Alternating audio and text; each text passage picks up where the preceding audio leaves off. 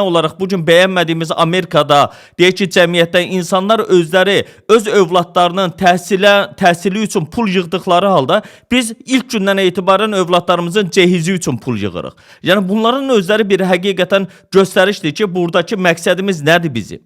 Yəni nə üçün Cehiz göstəriş deyil axı, ailəyə yardımdır, dəstək. Ay, sağ olun. Baxın, gəlməlidir indiki bu məsələ. Elçin bəy, biz bu günlərim toylara gedərkən ora yazdırdığımız pulu adımızı yazaraq qeyd eləyiriksə, yazdığımız vəsaiti qeyd eləyirsə, bu borc vermək kimi qəbul edilir. Sabahlarımda həmin insanlar mən toy və s. elədiyim zaman onu qaytarmaq məcburiyyətini hiss eləyirlər. Amma mən ora adımı yazmadan, deyək ki, yeni toy olan insanlara yardım olaraq o məbləği ora atıb, zərfi də qoysam, bu daha gözəldir ki, mən belə bir toyda iştirak eləmişəm şəxsən. Zərf paylanıldı, heç kim də üzərinə ad, soyad yazılmadan kim həmin o yeni evlənənlərə yardım eləmək istəyirsə, imkanı daxilində onlara yardım elədilər və salam. Ən gözəli bu deyil mi əslində? Baxın, bir mühüm məqam var burada.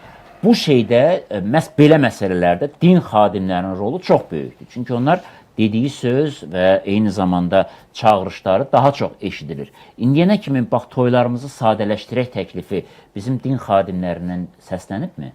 Təbii ki, heç bir zaman xeyr. Çünki nə yas məclislərindən bunu səsləndirən görmüşük, nə də toy məclislərində. Əksinə, onu deyənlər, iddia eləyənlərin özlərinin toylarından geçsək, eyni vəziyyətin daha da betərini orada görəcəyik.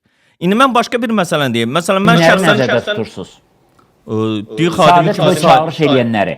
Bəli, bu günlərim din xadimi olaraq təqdim olunan və yaxud da cəmiyyətdə müəyyən nüfuz sahibi olanlar, müəyyən bir ictimai xadim olan insanların danışıqlarına baxmışıq. Sonra toylardan getdiyimiz zaman görmüşük ki, bunların digərlərindən fərqli sadəcə olaraq nümayişkaranə şəkildə o ifadələri efirlərdə səsləndirməkdən ibarət olub.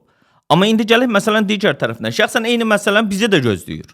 Yəni bu məsələdə biz necə düşünməliyik? Sabahlarım əgər həmin o toyu mən eləyəcəmsə, mən bununla bağlı evdə də məsləhətləşmələrimiz olub ki, əgər bizə də qismət olarsa, nəsib olarsa, o zaman biz öz yaxın doğma bildiyimiz 50-60 nəfəri dəvət eləyib, heç birindən heç bir nəsə gözləmədən, pul yığılmadan, sadəcə istirahət eləyə biləcəkləri bir ailə şənliyimizin olması